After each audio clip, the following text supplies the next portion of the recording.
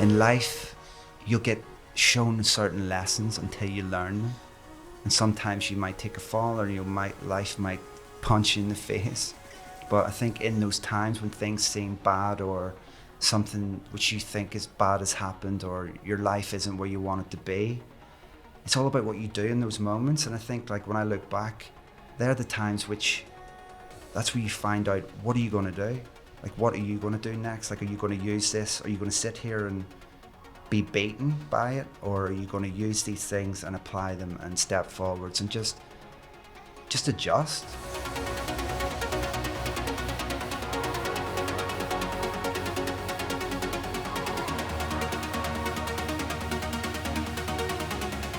Don't be hard on yourself when things don't go the way you might think they should go. At that time, try and stay neutral. Stay neutral to the successes and also the things which maybe don't go so well. Just try and keep it like that.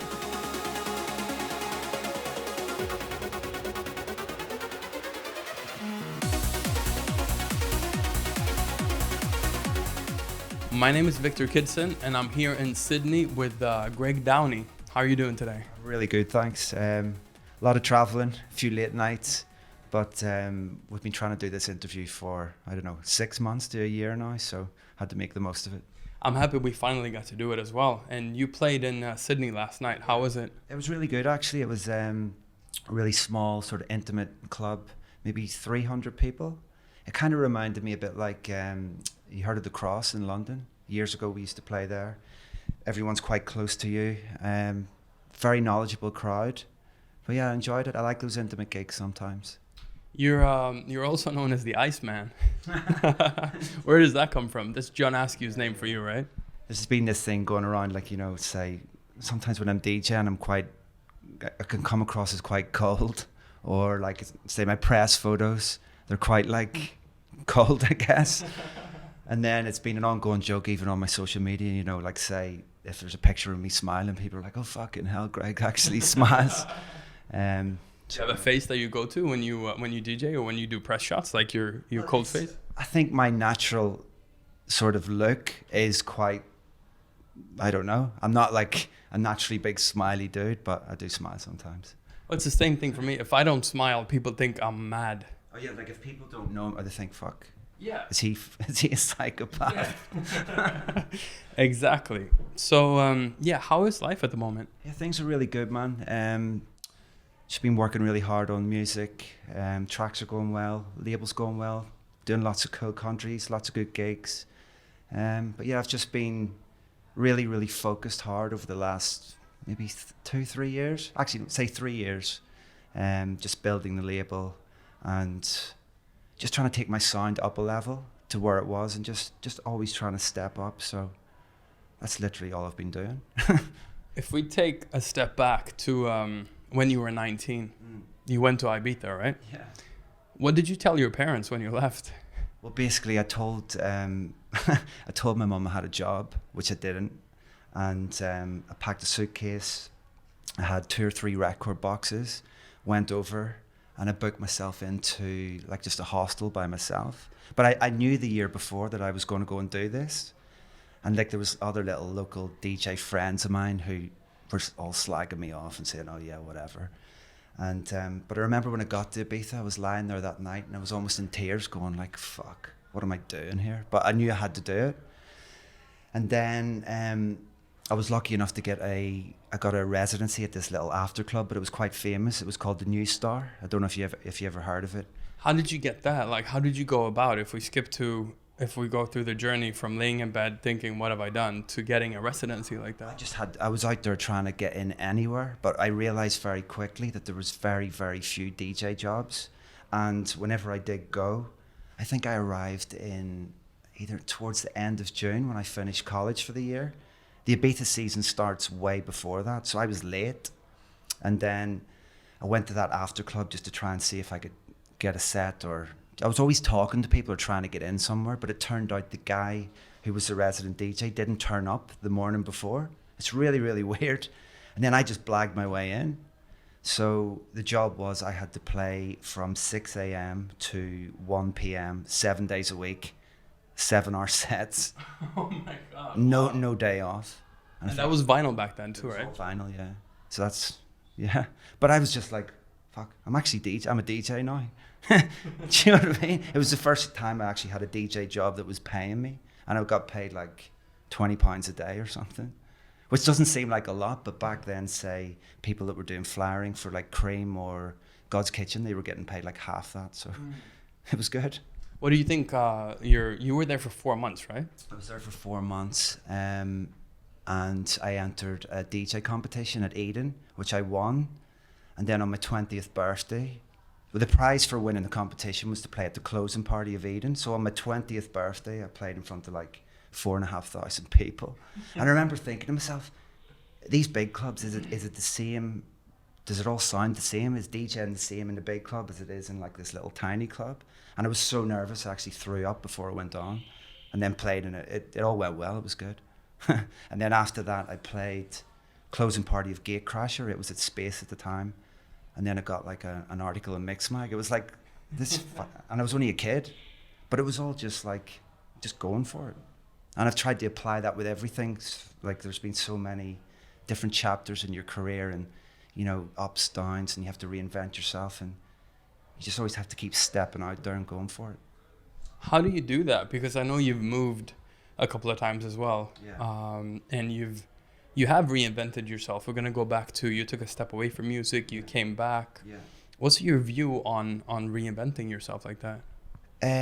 What my view on now, or? Well, yeah. What have you learned from doing it?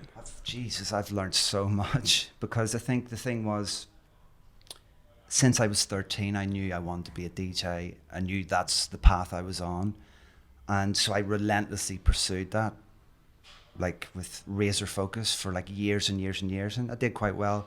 I almost see like I've had like 2 careers. This is my second one now.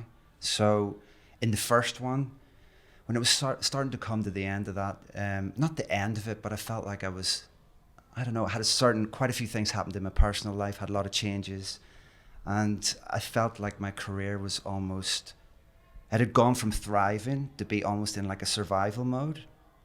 And then I never came in to music to just try and survive, you know. So at that time, I just needed to take some time away. I think maybe catch up on my life in other ways, you know, like with friends, family, things which maybe I'd neglected. Yeah, because I've heard in a previous interview that you were almost obsessed with the music. Yeah, I have that personality. I mean, I'm still obsessed now, but I'm able to, you know, I obsess about my work and try and achieve the best results that I can, but I also, you know, there's other areas of my life which are equally as important. Whereas before I would have I just do music. Everything else, see you later, second. What did you do when you stepped away from music? Like, what did you do instead? Thai boxing. I was just I was basically training like a professional athlete. And that was good for me, because it was just, you know what it's like in the club scene and the traveling and just late nights and all these different things. And I was at a stage in my life where I was just like, I don't know, I wanted to do other things. And all the things which I got to learn in those 2 or 3 years away, and the habits which I created then, have all stood by me going back now. And it's very, very hard to come back in a music career, especially. Like one of my friends, it's like being if you're on a roundabout, it's going very fast, it's easy to jump off it. It's hard to get back on. So it took a lot to come back to now, but I'm really happy with it. I hear that John Askew also had a big part in you coming back. You had a talk with him and you kind of wanted to come back more. Well, the thing was, like, me and John obviously go back a very long way, and he's the guy he signed my first ever track, and we were friends, and he mentored me quite a bit in the early part of my career back in the day. And then when I did step away, I always knew I wanted to work with him. And I met up with him when he came over to Dublin, and we had a conversation, and I was a bit sort of down on myself at that point, and I knew I was always coming back, but I knew how far I had to press forwards to make that happen. And just, yeah, conversations with him, and yeah, he gave me something to like focus on. Not something to focus on, but he gave me, whatever conversation we had, it was something which I held on to and kept taking the steps forward. But he's been brilliant. He's amazing. He's also your general manager as well. Yeah, he's my manager now, yeah. But that didn't come easily either. How did that come through? Oh, it's just because I was trying to get him to manage me for ages, and one time it was on, then it was off, and he turned me down twice, but I just didn't take no for an answer. And I think what it was at the time, because I had slipped off, you know, I needed to really prove myself. You know, I needed to take, because if you step away, and you know, I had quite a bit of success with my records and stuff before, but if you're coming back, you have to come up with like just another edge, you know. So I think after I'd really proved myself, then everything was cemented then. What was it that made you want to have John Askew as your manager? I mean, he is John Askew, but what was it that made you want him like that? Because John has that hunger and that vision and that passion, which I have the same thing, and I trust him completely. And his opinion, when it comes to my music or my career or whatever, he's number one for me. So, and there's no one else in this scene that I have that trust and that thing with. So the way I wanted to build my career forward, I could see how far we could go if we were together, and that's what's happening now. So it's been good. How were you afraid of coming back if you would get obsessed with music again and kind of lose yourself in that? Yeah, it wasn't that I was there was a time when I stepped away from music and I was almost like living a life so far removed from it. I was like, how am I going to integrate back into that?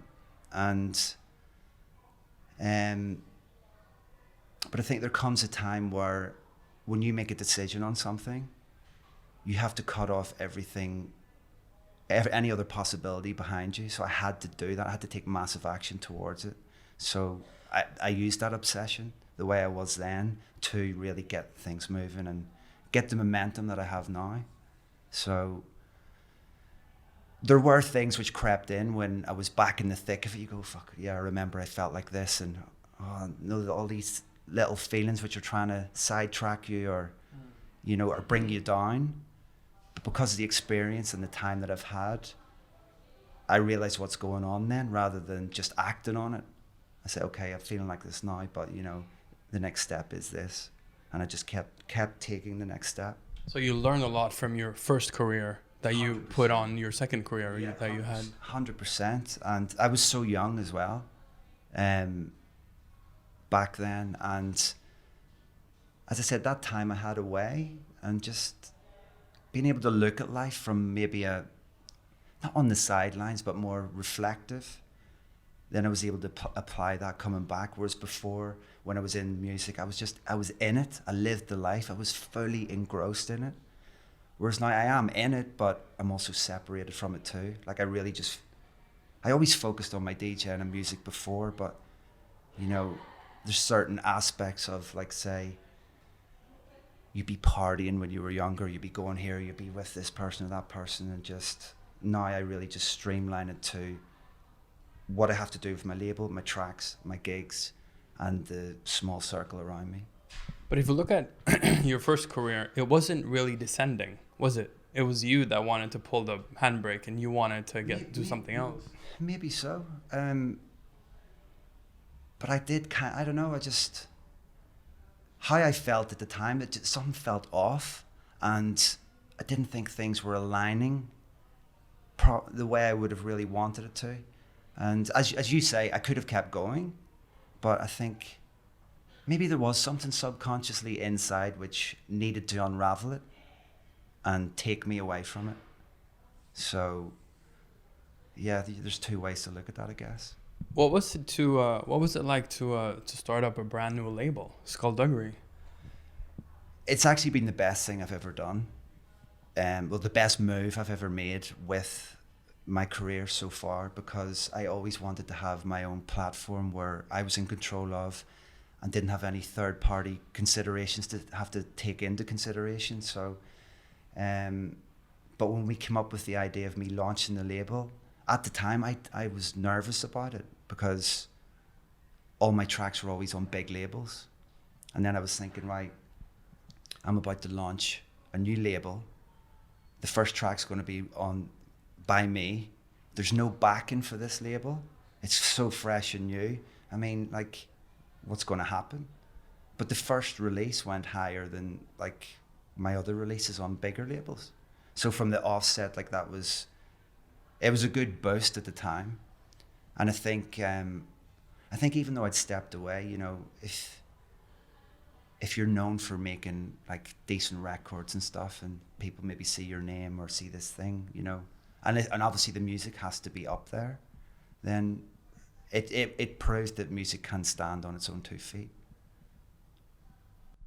How do you run the label? Like, how would you describe the label musically right now? I mean, for me, in the initial period, there was me. Second Sign did a couple of bits, and Stoneface and Terminal. And to be honest with you, there was no real big master plan for the label. Like, I've almost like had to learn as I went along, if you know what I mean. And it's developed, but the main number one priority was the quality of the music. Like, Skullduggery is not a label that's going to churn out like 2 releases a week or even 2 releases a month. Last year we did 9 releases. The year before I think we did 9. This year we might do 11. But the ethos for me was I want every track to be something. Like, it has to really be a proper record for me. And they don't come easy. So it was all about just keeping the bar high and music which I love. And just that was my vision for it. And also the label's quite exclusive because I do focus on a handful of artists who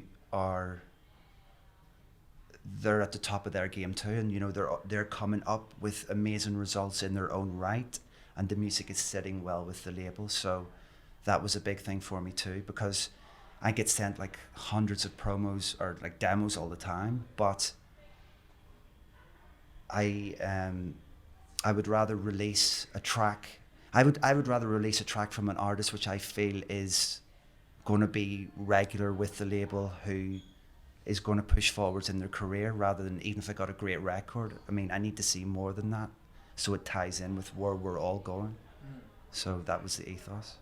And that kind of goes with your own productions as well, right? Yeah. You produce more quality over quantity. Yeah, for sure. And I always did that, like, before.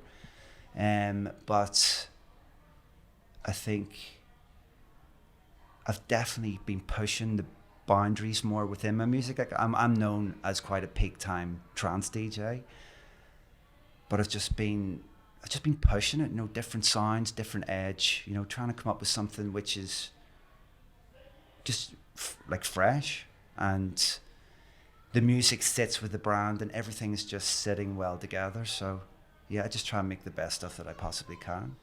And I read that you gather sounds over maybe a year even. Sometimes, yeah. Like, I'd made a record last year, I don't know if you know, it was called Loco. And it was quite obscure, it was quite a mental track. And I always knew I was going to make another one. And I'm about maybe 60% through it right now. Like a follow-up to Loco? Or? Yeah, but I mean, that track I'm still playing every gig now. And I did that, maybe must have been 14 months ago. But in that time, you know, say I was listening to different things or samples or little ideas. Like, I would create a folder, and I've just been piling stuff in there for months. And then over the last, say, 2 months since I started working on the track, I've just been dissecting all those bits and coming up with like bits of samples and bits of this, and just trying to find fresh sounds and ideas for that record. So there was a lot of homework done before I'd even started it, but it's taken shape. So do you approach vocal tracks differently? Yeah, that's quite different actually. To do a vocal record, I like to have the music elements and the top line of the vocal first, because I mean that's what the main hook of a vocal record is. And without that, you know, I need to be able to see that first, because the amount of work, time and effort which will go into doing the full backing track is insane. So we need to get the vocal first, and that's easier said than done, you know, to get vocals at really high standard. I haven't done millions of vocal tracks, but there's going to be another one coming. But again, just have to take my time and get the right one. But I need to get that first before I would produce it. How do you have the track in your head, right? Before you sit down, or you know what you want to do before you go to the studio. I read this also in a previous interview. How does that work for you? I mean, I always find it's almost like I can almost see the track. It's almost like I can see it and feel it before it's come out of me. It's really weird. It's like I'd never really sit down, and I'd like to actually spend more time doing this, but I don't really sit down and just mess about a lot. Like I always have a real agenda of what I'm going to do, and that's just always the way I've worked. I've never been one of these artists that say can make a track in 2 days, or makes lots and lots of records. Yeah. I've always just focused on 1 or 2 projects and tried to make them tracks that would stand the test of time, just to be the best tracks that they can be for me at that time. And maybe they do start in your head. No, they do. Yeah, no, they do for sure. Like I always, and I would even write like say pages of ideas, or just have it sort of. I can visualize it and see it, but it doesn't mean that say along the way there aren't little twists and turns. Like it's not like, okay, this is how I see it and that's the way it's going to be, but it's a general sort of path as to how it's going to be. And then obviously if things twist and turn along the way, but the fundamental idea, that's usually there from the start. You went to Egypt and recorded an intro video for your for your latest track. I loved that video. It was very upfront, very honest. Yeah, how hard was that? It was quite hard actually, because I played in Kuala Lumpur the night before and I had to go to the airport, no sleep, the usual stuff. And I flew via Saudi Arabia, and I got to Saudi Arabia and I was like walking through security and it said my gate's closed, and I was like, how can that even happen? Because I'm not late. I thought I had like an hour and 45 minutes. So I was stuck there for like 5 hours, got the flight from there to Egypt. And then we had to drive like 4 hours, like fucking, because it was actually is it Sinai? I'm not sure. It was Sinai. I think it's called Sinai. It's like about 4 hour drive, and you had like all these police checks are searching the car, emptying your bags, taking your passports and all this shit. And I was like, oh my God. Got to the hotel, but my record was coming out that day, but so I had to go and make like a promo video for it. So I was walking for miles in the heat, and I was just trying to find somewhere to take this video.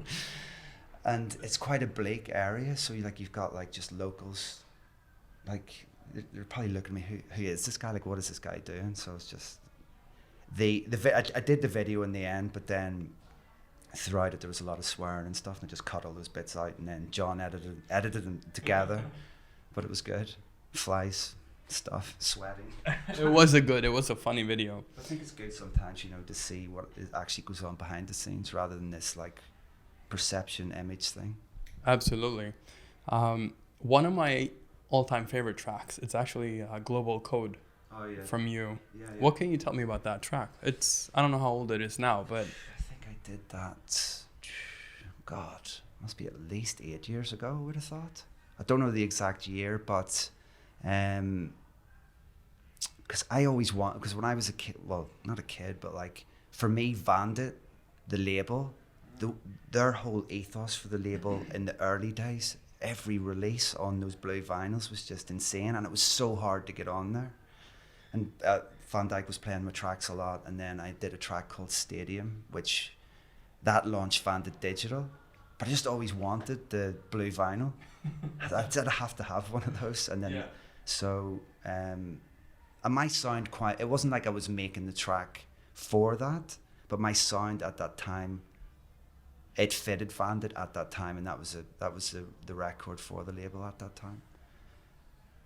It was a fantastic track, and the Scott Project remix is as well out of this world. Yeah, because I didn't know they were doing a remix, and then they said Scott Project was doing it, and I listened to it. I was like, fuck, it was one of the best remixes I've ever heard. Well, out of all my tracks, it's definitely the best remix ever done on one of my records. And the good thing was that the two versions were so different. So like not that I would play both in one set, but you could. Yeah, you could almost if you start. You almost could. You could play one early and then the other one at the end. Because I used to end with the original mix quite a lot. And then other gigs, like say, I would sometimes start with his mix. But it was a really, really great remix, actually. It is a really good remix. It was a strong release. You recently, it's not out yet, but you remixed Simon Patterson. Yes, I've literally just finished that, actually. How did you approach that?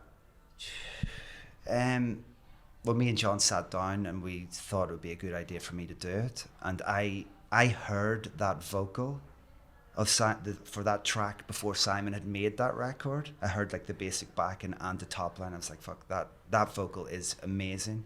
And that's probably my favorite Patterson vocal track. It's Lucy Pullen, right? Yeah. Yep. It's, yeah, Lucy Pullen. But that I don't know, that track's amazing. And you would think having a massive vocal like that, it's a done deal, but it's not, because, you know, to get your own slant on it and to take it on another edge where it at least sits on hopefully on a par with the original, because that original is so huge. You can't make a remix which is gonna just be passed away. So yeah, it took a lot of work actually to get that right, but it's done now. I think I spent about maybe 3 months on that remix, but it's done. So what can you expect more from this year? We're halfway through 2019 right now. Yeah. What does the rest of the year look like for you? The rest of the year, it's just basically pushing the label, pushing the artists, and I'm working on just new material of my own. I've got the remix for Simon coming soon, and I've done this like an instrumental transfer. It's called Infinity. I can't say where it's going yet, but I've been playing this track, I think maybe 4 or 5 months now, and it's like a proper uplifting transfer, and I haven't done one of those since, well, a long time. So that's going to be coming soon, and the follow-up to Loco, working on that, and I've been writing quite a lot of backing tracks and sort of song ideas, and I'm just trying to get that next Unreal vocal. So if anyone's an Unreal vocalist, just get in touch. What can we expect from you outside of music? Outside of music, just like I train a lot. I do Thai boxing, CrossFit, just try and, you know, keep things. It sort of balances me out. Recently, don't really drink too much anymore, and just trying to, you know, work hard and then see my girlfriend, see my family, and just try and just give all the areas of my life the time that they need as well. So I just keep it quite simple, to be honest. Like outside of music and stuff, like I don't live like a crazy hectic life. I stay in, I read, or just do boring stuff. But you've balanced it out now, so you feel good with everything. Yeah, I need that balance for sure. Because I mean, when you're burning the candle at both ends in the music industry, and you're traveling, and you know, you've so much to do now as an artist. It's not just like, okay, you're a DJ, you're touring, you're going to be doing all these gigs. Like when you're at home, to be maintaining this career and doing all the things that you want to do, there's 2 or 3 full-time jobs at home, you know, and making the tracks, like that takes so much effort. And then obviously nowadays, you know what social media is like, and all these different aspects, and then running your label and merchandise, branding, and just trying to keep on top of so many different areas. So you just have to keep your head together. It sounds really, really good. And it sounds like you did actually learn a lot from the first and applying to your current career, and you have a great balance in life as well. No, for sure. And I think, you know, when you're younger, you know, you're hungry. Like I'm still hungry now, but it's like, you know, you expect things to be happening, and then you maybe get a bit pissed off because this hasn't happened, and why is he doing this? And you can get sucked into certain things. But now I just really I just focus on what I have to do, go in my own lane, build what I want to do, and just try and be the best I can be when it comes to making my tracks, doing my label, and doing all my shows. And I take all those seriously, and if I can just keep doing that, I think for anyone, you know, in any job, if you just do the right things and try and be the best you can be, you know, and be consistent, then good things will happen. I think that's great advice for anyone as well, even people coming into the scene or people who've been in the scene for a while as well. And I think also, you know, you have to have a mixture of being impatient but also being patient. Like you have to be pushy in the short term, like don't wait around, like keep, you know, move at pace, keep moving, but also the longer, bigger picture of your career, that's where you need to then have the patience. And sometimes when you're younger, patience was never one of it. I can be impatient now, but it was never one of my strong points back then. How did that change then? How did that headspace change for you, do you think? I think sometimes, you know, I don't know, in life, you'll get shown certain lessons until you learn them. And sometimes you might take a fall, or life might punch you in the face. But I think in those times when things seem bad, or something which you think is bad has happened, or your life isn't where you want it to be, it's all about what you do in those moments. And I think, like, when I look back, they're the times that's where you find out, what are you going to do? Like, what are you going to do next? Like, are you going to use this? Are you going to sit here and be beaten by it? Or are you going to use these things and apply them and step forwards and just adjust? You know, in any business or anything in life, you know, there's going to be failures, there's going to be ups and downs. And I think it's trying to don't be hard on yourself when things don't go the way you might think they should go. At that time, try and stay neutral to the successes and also the things which maybe don't go so well. Just try and keep it like that.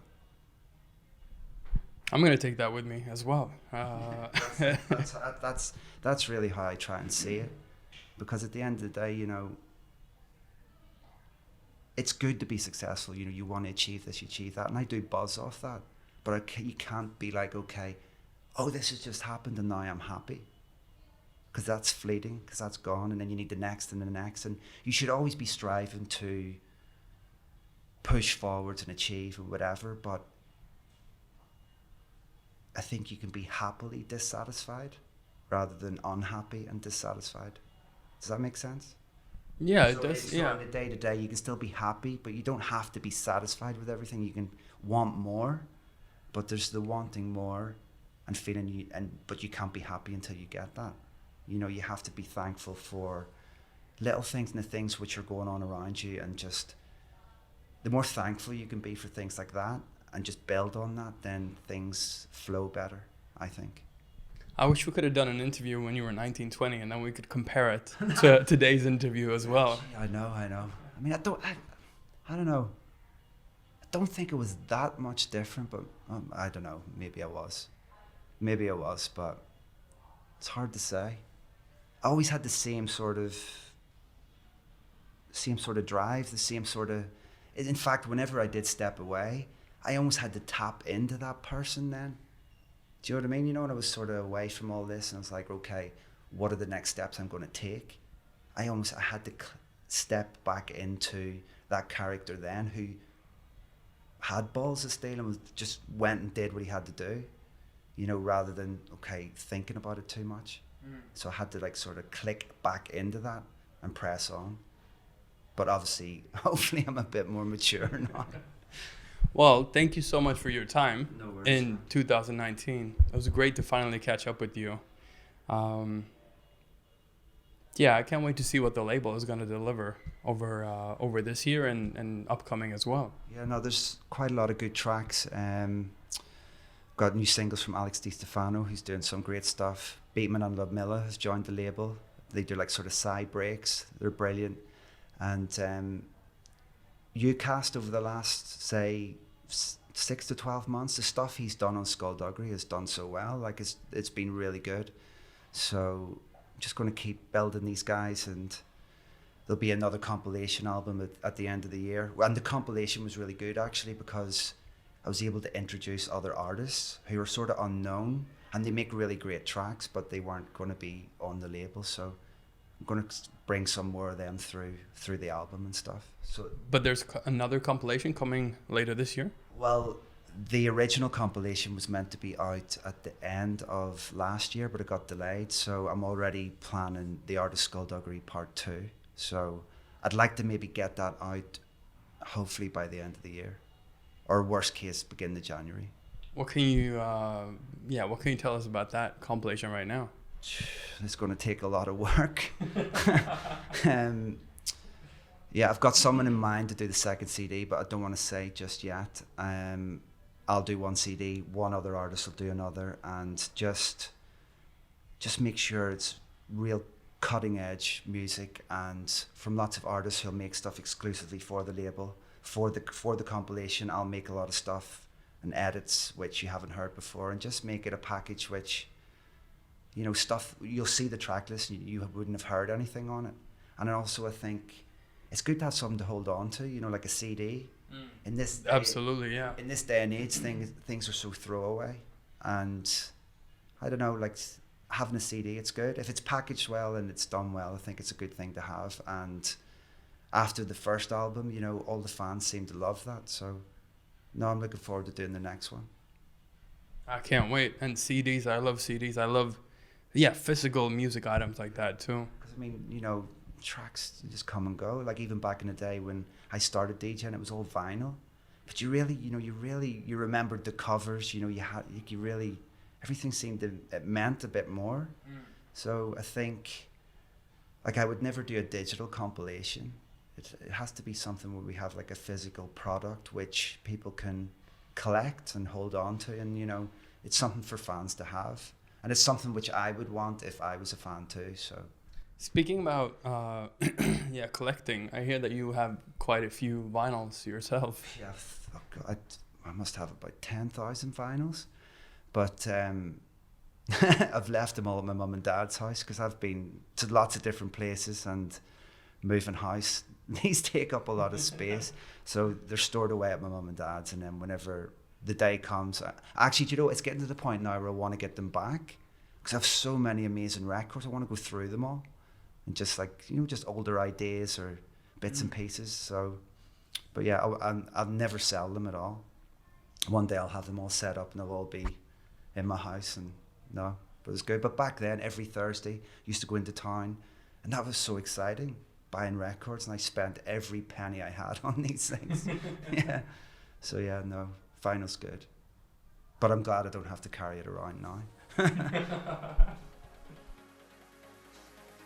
Greg Downey here from sunny Egypt. I just want to let you all know that Greg Downey here from sunny Egypt. Hey guys, Greg Downey here from fucking hell. Fuck off. This track. Fuck off. Just want to let you all know. Fucking hell.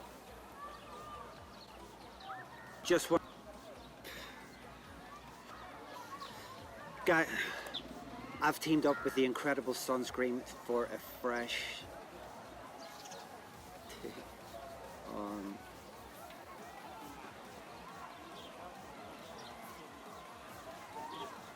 right, boss?